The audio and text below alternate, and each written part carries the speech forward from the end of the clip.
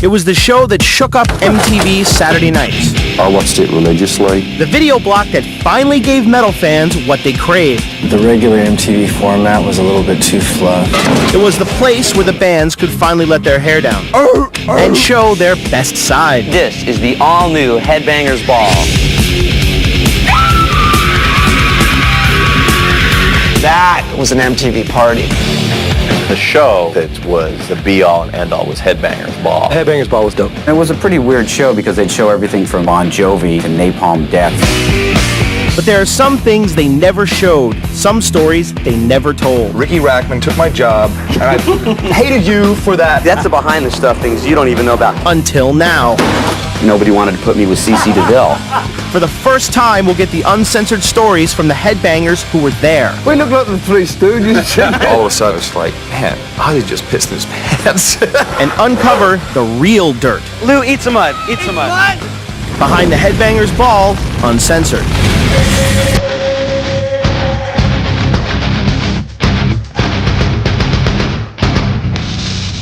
Saturday night, where was I? I was at home with my friends getting ready for the ball, the only show that showed videos from the bands that we actually cared about.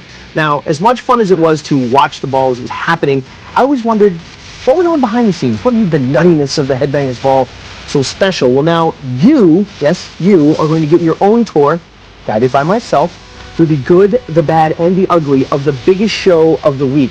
Not just for the fans and the rock stars, but for the future stars as well.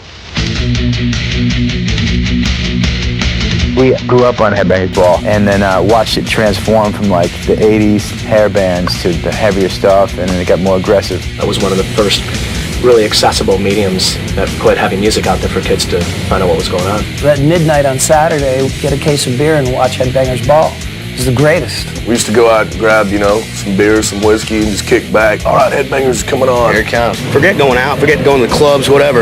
I'd sit at home, I want to see new videos of stuff that you couldn't see regularly. It was just the thing you did every week. You all sat around and watched that and then went out to the boozer, If you had a record coming out and you were on Headbangersball the week before, that meant there was like 1 million people out there who knew you had a record coming out.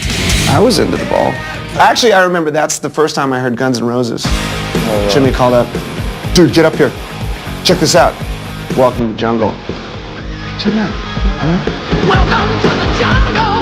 We got fun and games. Guns N' Roses made their MTV debut on Headbangersball in 1987, where they brought the house down, literally. Fellas, they say you guys are cocky. They say you're insolent. They say, honestly speaking, you guys are a bunch of wackos. What? Now, we rolled out of a tour bus that we've been driving I don't know how long.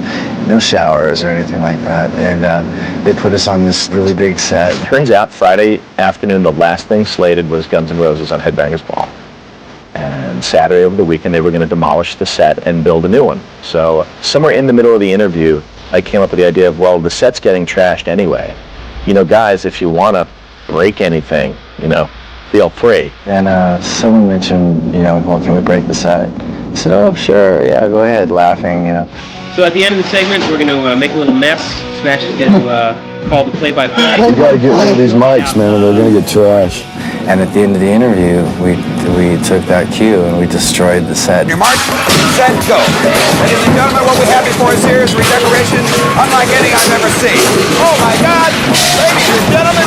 And that was our first introduction to MTV and Headbangersball. These boys have such a touch. They have such a beautiful artistry about them. I'm sure they were glad to see us leave at that point.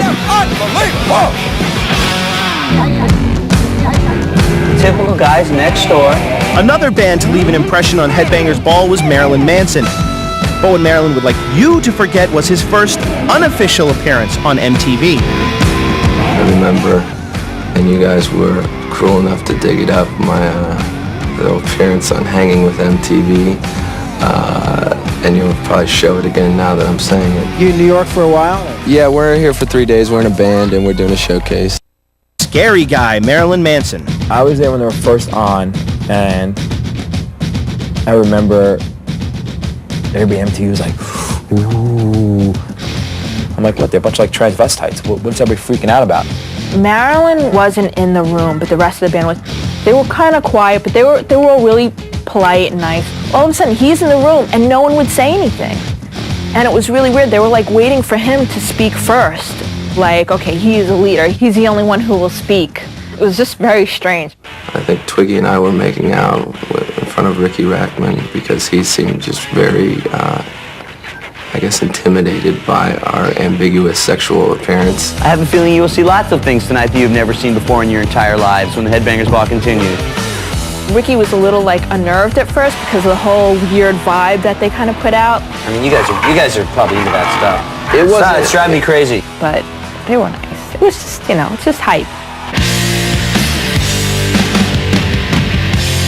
Honestly, I've never heard of a band getting a bigger buzz quicker than this band. Then there was the guy who really dressed for the occasion. The Nirvana appearance is the one that I get asked about more than anything. Kurt shows up and he goes right into the trailer and he passes out on the couch and he's just like laying there. And I was excited to meet him and he's just like, One of the hardest interviews he had was with Nirvana. I'd like to welcome Chris and Kurt of the band Nirvana. Hi, Riki. He comes out on the show with his big yellow dress with this yellow collar and this whole big thing around it. And he looked like Cinderella or something.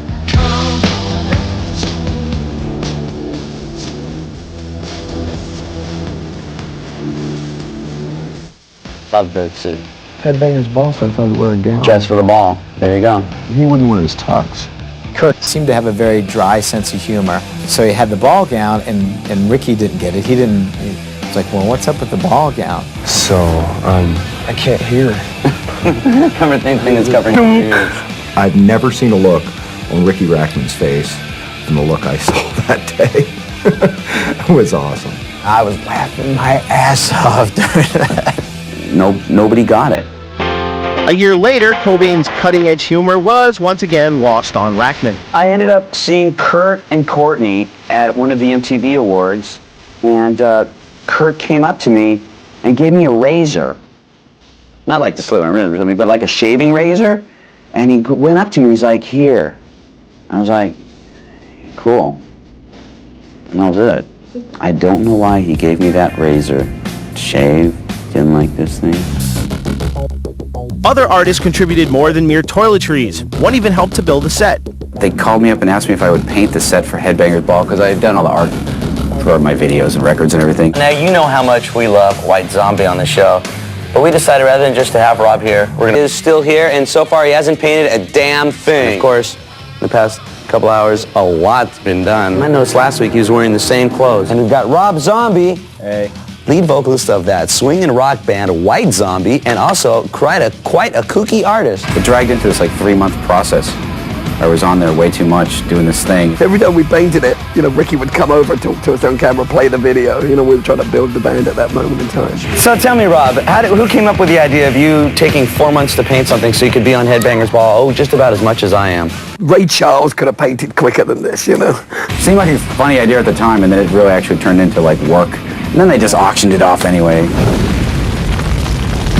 Coming up, which rock star helped host Riki Rachtman land his job? Was it Lars Ulrich, Tommy Lee, or Axl Rose? The answer when we return.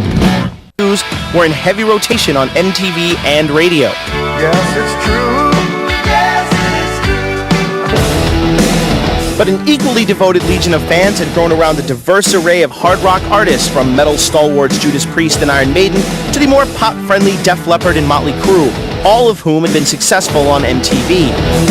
And so the people who ran MTV figured, well, there's enough of a fan base and there's clearly enough variety, let's do an all-metal show. Very good call, in my opinion. Now, some of you old schoolers may remember this show. It was before Headbangersball, but it was hosted by one of the most entertaining frontmen of the time. Let her rip, baby! I didn't watch Headbangersball, I invented Headbangersball. In 1985, Twisted Sister frontman Dee Snider hosted Heavy Metal Mania, a monthly block of hard rock videos. Hey, if you just joined us, where you been? MTV had decided they were cutting back on the heavy metal. I had my people contact them and say, why not create a show to that audience so they can all tune in, because you know they're going to tune in droves. And they call back and say, if you host it, we'll do it. We did interview bands you know, from time to time. Hold it down, girls. You all know who this man is. I remember interviewing Bon Jovi before he broke.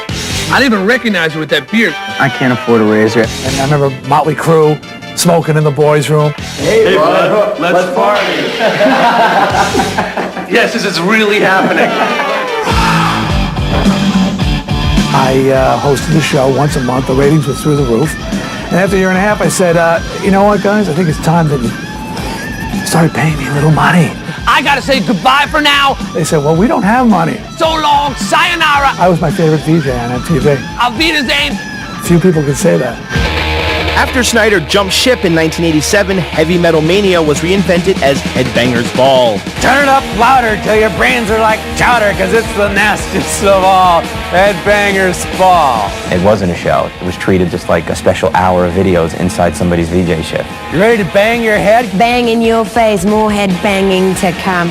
But the VJ crapshoot ground to a halt when the show got its main banger. I think they figured out real quick that it needed its own host. I think Adam pretty much latched onto it. It's the stroke of midnight, and that means it's time to fire off 3 of the roughest and raunchiest hours on television. Someone said, you want to do Headbangersball? I said, yeah, give me the leather jacket, no problem. Adam Curry was funny. He looked real comfortable wearing that leather jacket. I acted the part.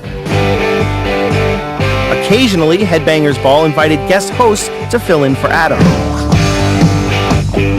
A lot of people would come by and they wouldn't always be in the best of shape.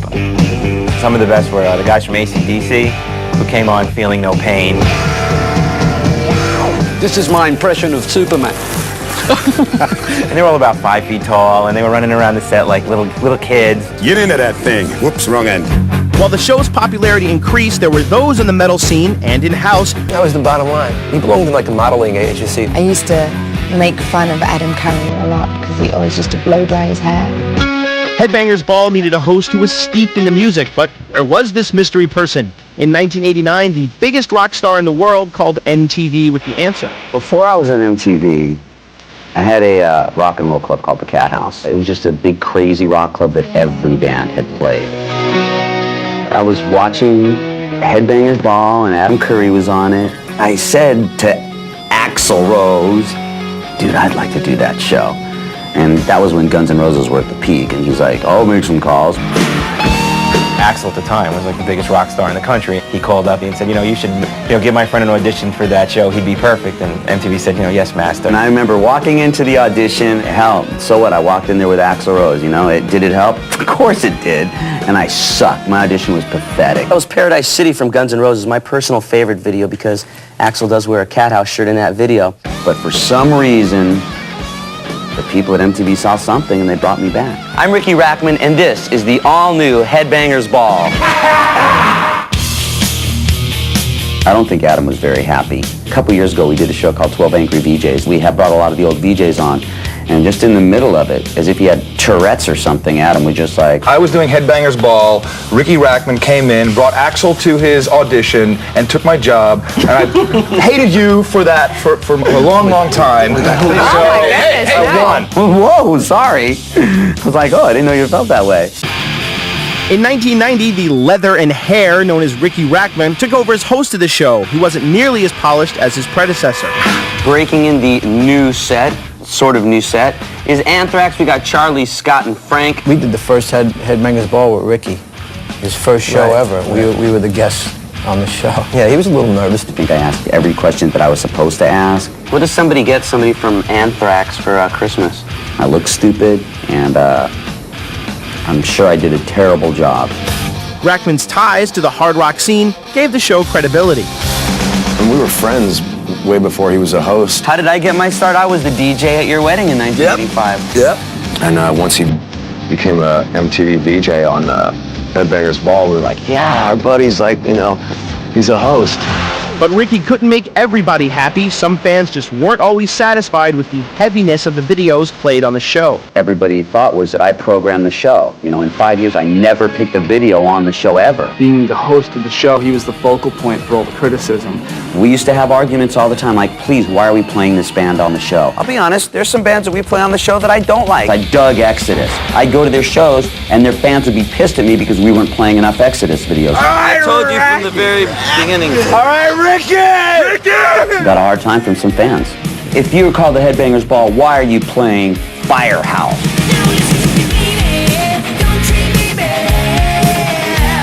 Girls that like Firehouse would say, you know, why do you bother playing Napalm Death?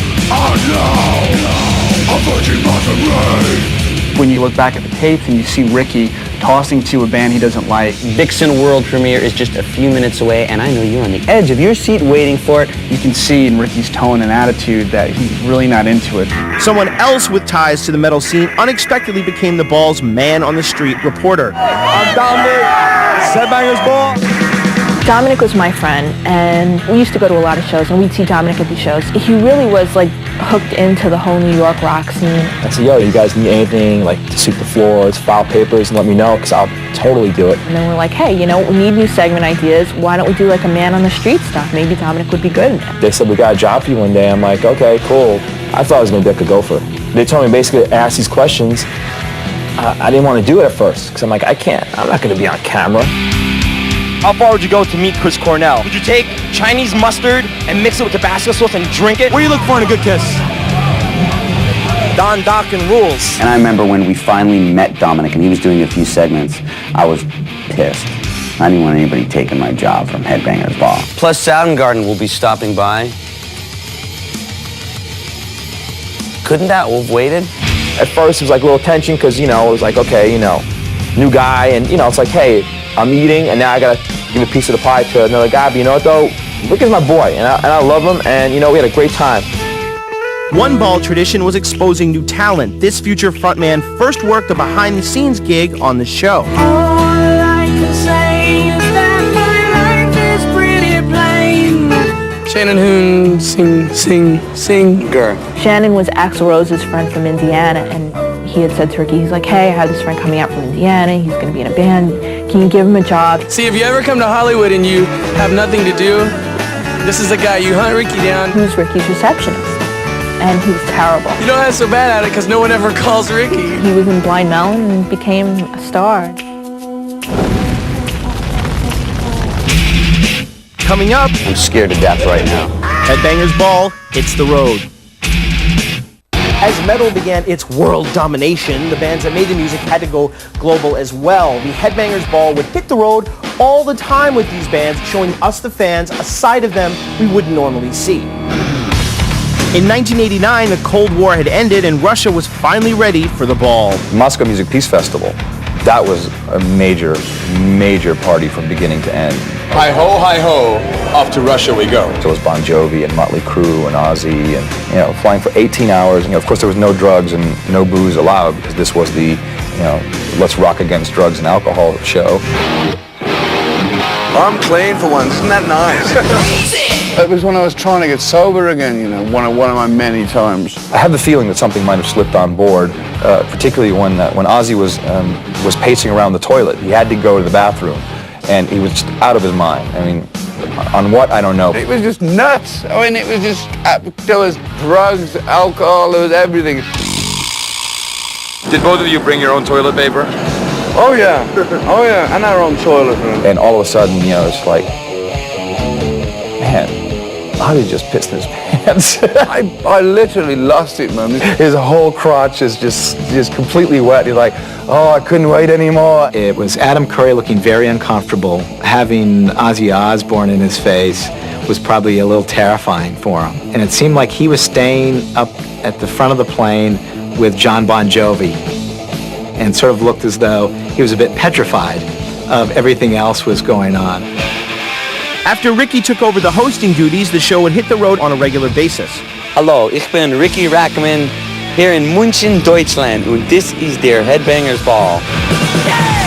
One thing that was great about the Ball was that we traveled and we got to go everywhere. Now, where are we right now? On location in Tijuana, Mexico. Cruising down Vegas. We're in England. On location at Bike Week, as if you couldn't guess. Right now, we're in Rio de Janeiro, Brazil. Riki Rachtman here in Japan. You know, I mean, we're traveling all over the world to interview bands. Come on. That is the best friggin' job there is.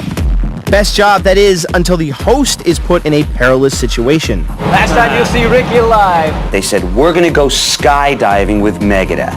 Because Dave Mustaine was an avid skydiver. They said, will you jump out of an airplane? And I was scared of heights.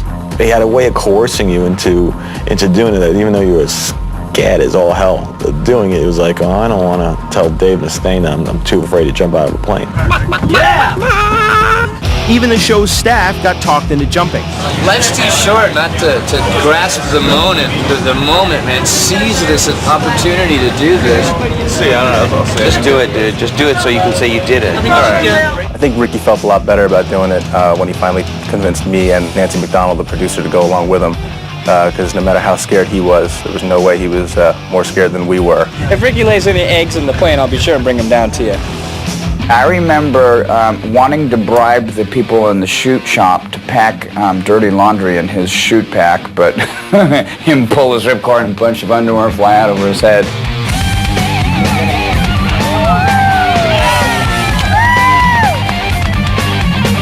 Yeah! Woo! I ended up getting like 40 jumps under my belt, and I was jumping all the time, and me and Dave would go skydiving together. It was great. Soundgarden, known for their dark music, showed their lighter side when they appeared on the ball. You know, we were just thinking, what could be more rock than bowling?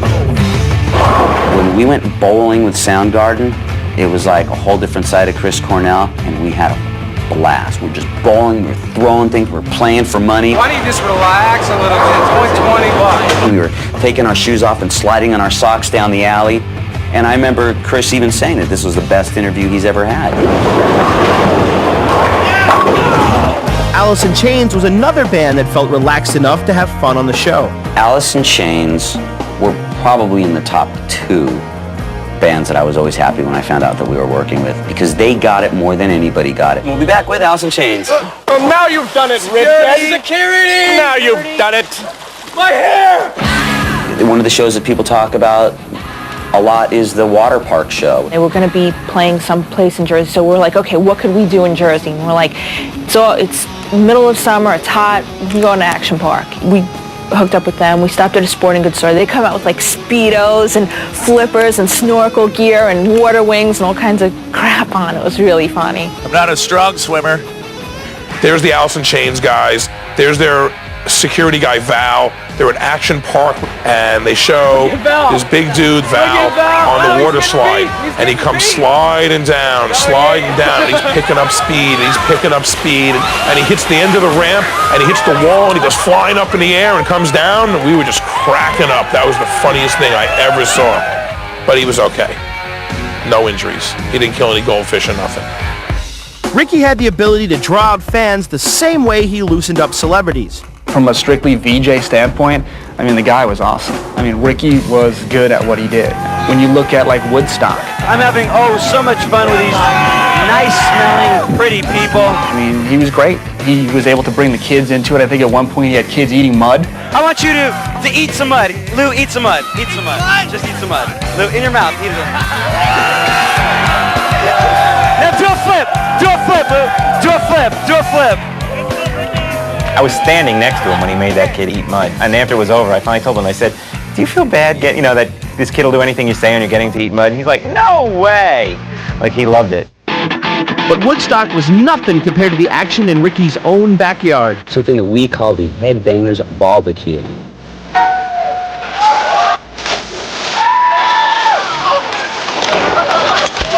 Back in the day, I was living in this big, beautiful house, and we didn't really want to do the show in the studio, so I said, well, let's go have a barbecue at my house, and we can get a lot of food and get MTV to pay for it.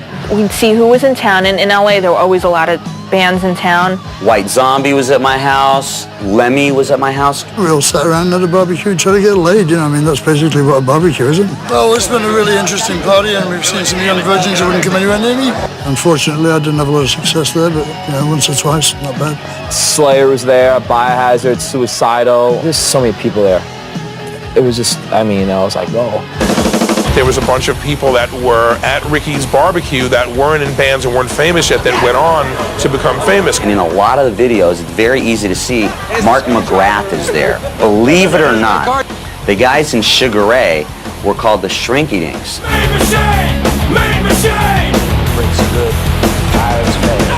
I was friends with them at the time. So you can actually see them at some of my barbecues, which is It's pretty funny. I'm gonna get myself connected. I was throwing everybody in the pool, and I went to throw Mark in the pool, and he didn't want to mess up his hair.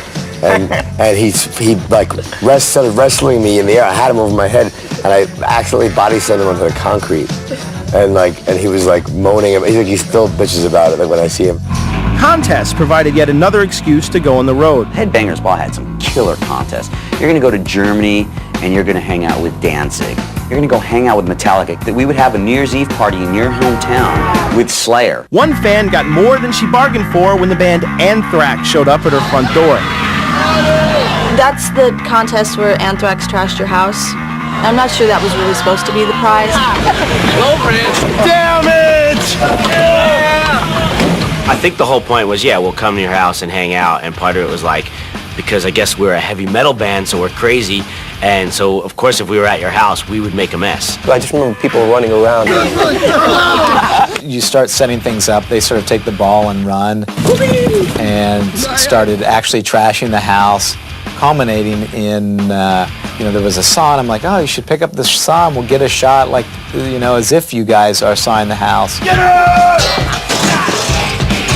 And they took it one step further, and I'm looking over at the owner, going, all right, sorry, we'll fix that. And they're like, oh, it's fine. Let them saw it. They were just happy to have Anthrax in their house. They were in my room. Frank sat on my bed. They left real quick though, didn't they? They were pretty much just up for anything. I think we probably literally could have burned their house down, and it really wouldn't have cared. Which band did Riki diss on the air? Stone Temple Pilots, Guar, or Slaughter? Think of Headbangersball, you instantly think of Riki Rachtman. Some people loved him, some people didn't, some people just thought he was a big goofball. But there he was every week. And Riki's connection to the bands allowed him to hang out, have fun, push buttons, and even get into some fights. A lot of time when I go to shows, I get to meet a lot of you people in the audience, and you always say stuff like, why does Dave Mustaine give you such a hard time? He could take a beating, man, I'll tell you that much, because we would get on air, and he was intimidated by me. A lot of people are. And, he would say stuff. I mean, sometimes you have like a little glitches, a couple mistakes, but did things go pretty smooth? And I would just nail him. The only glitch was you walking out on stage. That was a good one. And he'd take it like a man, or take it like somebody would. I'm chilling with the gerbil. He used to rip into me all the time, but we were actually friends. We had a real good time. Braving the cold and watching it. Belief, we had a great time. Exactly. But Mustaine took his good-natured ribbing a little too far. Dave would do stuff like he'd call me up and he'd invite me to his wedding, but then he'd like go on stage at his concerts and talk smack about me. I got mad enough that I said something on air about the feud. Dave Mustaine got on stage the other night when he played in New York City and made some comment like, why doesn't Riki Rachtman kill himself and put us all out of the misery? I never slagged people from the stage. As far as I'm concerned, I don't think it was really funny. I don't think it was really cool. If he doesn't like me and he's got a problem with me, then be that way when you're with me. Don't be really nice to me off camera and then have a really bad attitude when you're on camera. He was very confused about is this guy my friend or is he not my friend? The media portrayed us as me hating him.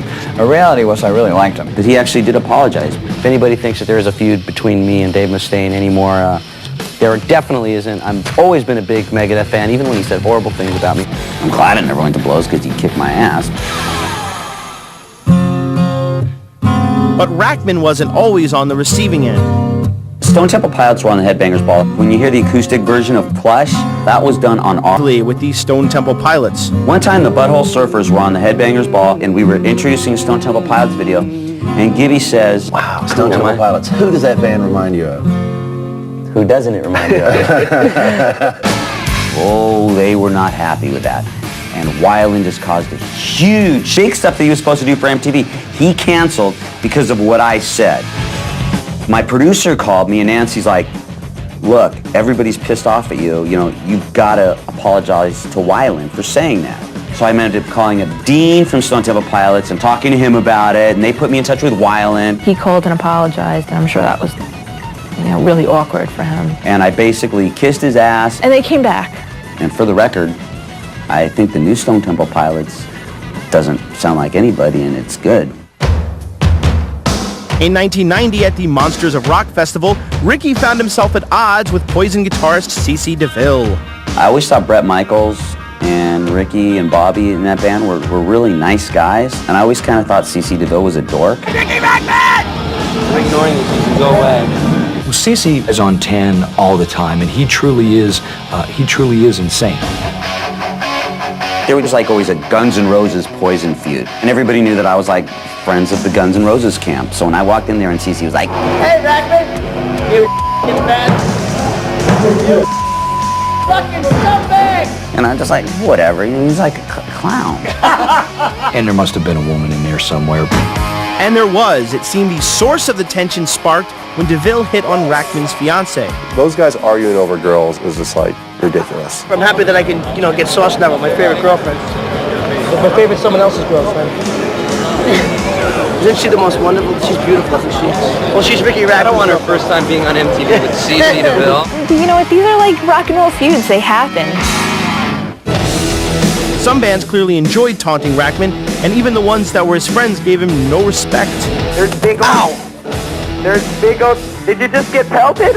His birthday shows were always in the studio. He always did something fun. It was only a matter of time. There you go. There you go. One year we had Biohazard carry the cake out for him. Is this something's happening? Blow your candles.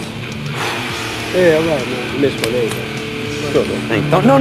Oh. Gene Simmons was there. Gene Simmons was there. Gene said, I don't want to be around the Biohazard guys when they have the cake because I know they're going to throw the cake in Ricky's face and I'm going to get cake in my hair. I'm sure he's used to white frosting on his face anyways. I didn't know the big deal. He used to do all kinds of goofy stuff. I'm just a hairy guy. My hair was like a Brillo pad, and when it got hot, it didn't grow down, it grew out. It was just nasty.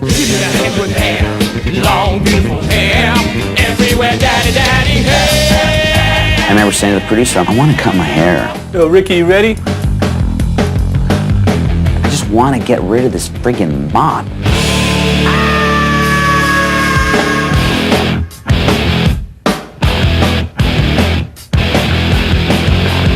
Here's a little secret that nobody knows, okay? I saw a picture of Charlie from Anthrax, and I said, cut my hair like his. People are saying you got the Charlie Benanti haircut. He looked just like you. It was ridiculous.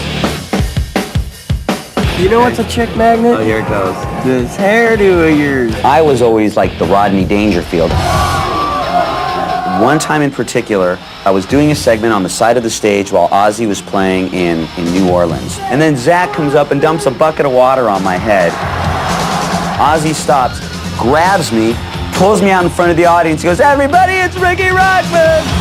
That's it for Riki, man, come on! And the crowd went nuts, and I was like, whoa. I mean, I loved it. The stuff I put up for you, the Headbangersball. Then I ended up interviewing Ozzy like probably a year later in top of some hotel in Beverly Hills. And he's talking to me and dropped a cup of water on my head just to remind me. After the second sentence, the joke's worn off on me. Coming up, the end of Headbangersball, and will it get a comeback shot? Headbangersball was the home of heavy metal for 7 years on MTV. But with the rise of grunge on the channel, the idea of the Headbangersball being the only place that myself or my friends or the fans could get their hard rock fix, well, that quickly became a thing of the past. And the funny thing about this show is that right now we're finally playing music from a lot of different scenes. A lot of you guys, people get pissed off about it. A lot of people that are into the punk scene saying, why are they playing bands like Rancid or Offspring on Headbangersball? You gotta keep them separated. We were like, okay, music is changing, the climate is changing, the show should change. There's so many different types of music, and if it's loud and it's fast, I think it should be on. I don't really care what type of music you call it. If it's loud and it's fast, we should play it.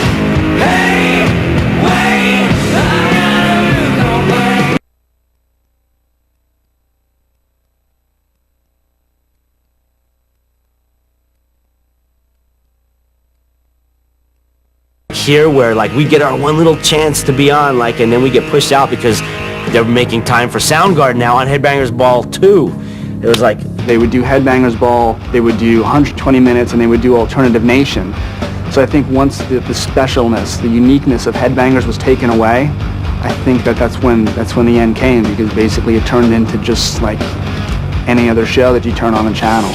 Even Riki's opinion of the music declined, possibly hastening the show's demise. I'm gonna get to some viewer mail. There was a time that I was getting well over 400 letters a week. You wanna know how big the staff is that answers the mail? You're looking at them. It's me. And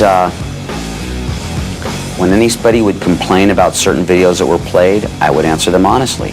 And I answered saying, you know what? I don't think we should be playing that video either. I think that video sucks. Well, I made one digit wrong on one of the letters and it got sent back to MTV. And a certain person read that letter and was not happy with it. I kind of knew something was in the air because we weren't scheduling my things anymore. I'm through making a fool of myself. I got the hint. It was in the air, tension, and rumors were going around that, oh, hey, it's getting canceled, it's getting canceled, it's getting canceled. We would always hear this. Eventually, those rumors turned out to be true. They said that the Headbangers Ball is done and we are going to air a best of for the next 2 weeks for the last show.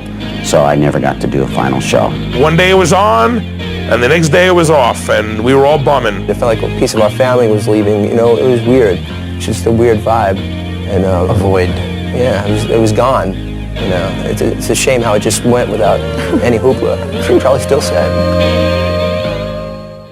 Et maintenant, je cède la parole à Monsieur le Ministre des Finances. To quell the emotion after the death of the ball, it was soon replaced by a new hybrid show.